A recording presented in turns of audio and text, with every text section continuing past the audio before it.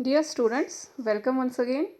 आज के इस लेक्चर में हम डिस्कस करेंगे फंडामेंटल राइट्स में दिए गए फिफ्थ राइट को, जिसका टाइटल है कल्चरल एंड एजुकेशनल राइट्स। अभी तक जो राइट्स हमने डिस्कस किए हैं, right to equality, right to freedom, right against exploitation और right to freedom of religion, ये सभी राइट्स सभी सिटीजन्स के लिए हैं। कल्चरल एंड एजुकेशनल राइट्स ये ख़ास तौर पर माइनॉरिटीज़ के लिए हैं। इसके कुछ प्रोविजंस सब पर अप्लाई होते हैं और कुछ प्रोविजंस खास तौर पर माइनॉरिटीज़ के लिए दिए गए हैं। अब माइनॉरिटीज़ को अलग से राइट्स देने की क्या ज़रूरत थी, वो हम इसमें डिस्कस करेंगे। Dear students, as you know कि इंडिया अपनी डाइवर्सिटी के लिए जाना जाता है। इंडिया में आपको लगभग सभी मेन रिलीजन्स के लोग मिलेंगे। लैंग्वेजेस यहाँ पर बहुत सारी बोली जाती हैं और अलग अलग कल्चर्स को फॉलो करने वाले लोग मिलेंगे। अब एक ऐसी कंट्री जहाँ पर इतनी ज़्यादा डाइवर्सिटी हो, तो जाहिर सी बात है कि कुछ ग्रुप्स नंबर में ज़्यादा होंगे और कुछ ग्रुप्स कम होंगे। मींस जैसे हम रिलीजन की अगर बात करें तो रिलीजन में हम देखते हैं कि हिंदुइज़्म को फॉलो करने वाले लोगों का नंबर ज़्यादा है, मींस वो मेजॉरिटी में है, और बाकी रिलीजन्स को फॉलो करने वाले लोगों की तादाद कम है, तो इस वजह से वो हिंदूज़ के मुकाबले में वो माइनॉरिटी में हैं। इसी तरीके से अगर हम लैंग्वेज की बात करें तो अलग अलग स्टेट्स में अलग अलग लैंग्वेजेस बोली जाती हैं।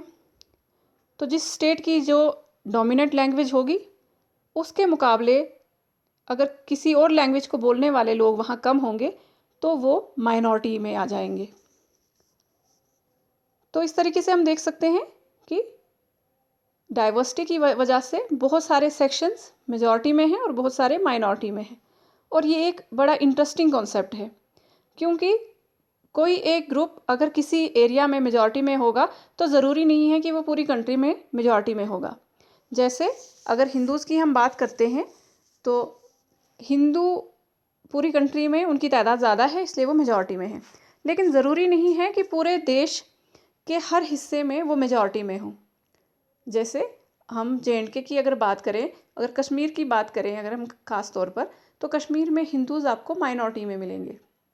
इसी तरीके से केरला में हिंदूज़ का नंबर कम होगा तो वो माइनॉरिटी में है।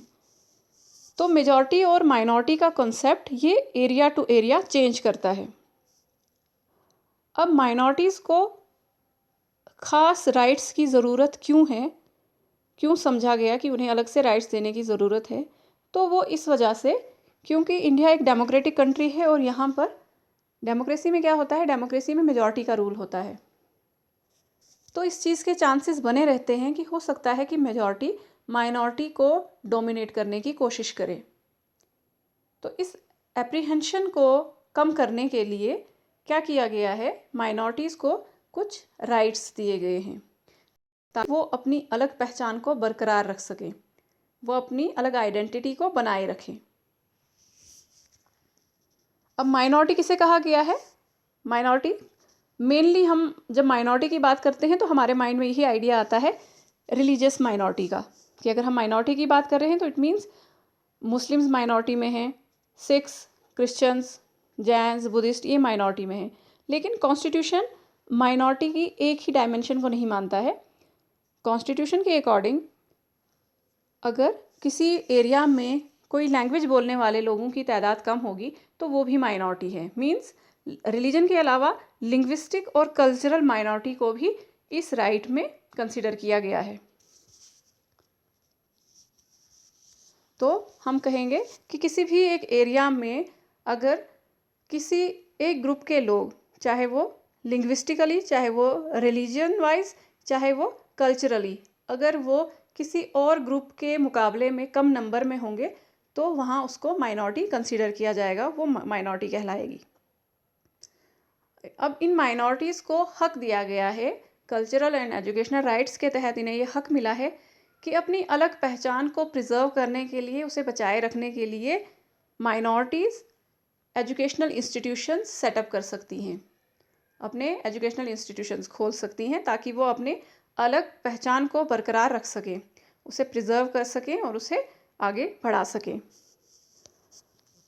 और इसी के रिगार्डिंग एक और राइट क्या है कि इस तरीके के जो एजुकेशनल इंस्टीट्यूशंस होंगे, गवर्नमेंट उनके साथ डिस्क्रिमिनेट नहीं करेगी। जब ग्रांट्स देने की बारी होगी तो जैसे बाकी एजुकेशनल इंस्टीट्यूशंस को गवर्नमेंट ग्रांट देगी, तो माइनॉरिटी इंस्टीट्यूशंस को इस बेसिस पर कि वो अलग ग्रुप उसे चला रहा है, इस बेसिस पर, इस ग्राउंड पर उसे कम एड नहीं दी जा सकती है, बल्कि उसे एड जितनी बाकी एजुकेशनल इंस्टीट्यूशंस को मिल रही होगी, गवर्नमेंट उतनी ही एड इन माइनॉरिटी इंस्टीट्यूशंस को भी प्रोवाइड कराएगी। तो ये था हमारा कल्चरल एंड एजुकेशनल राइट। और इस राइट की अहमियत समझनी ज़रूरी है, क्योंकि इस राइट के पीछे पर्पस क्या था। ये राइट देने के पीछे यही पर्पस था कि हमारे देश की जो पहचान है वो डाइवर्सिटी है। हमारा देश डाइवर्सिटी के लिए जाना जाता है और यही इसकी खूबसूरती है, यही इसकी स्ट्रेंथ मानी जाती है। इसलिए जो हमारे कॉन्स्टिट्यूशन के फ्रेमर्स थे, उन्होंने इस पहचान को बरकरार रखने के लिए, इसको बनाए रखने के लिए ये ज़रूरी समझा कि माइनॉरिटीज़ को ऐसे कुछ प्रोविजंस दिए जाएं जिनके ज़रिए वो अपनी पहचान को बनाए रख सकें। तो ये था हमारा cultural and educational rights. Thank you.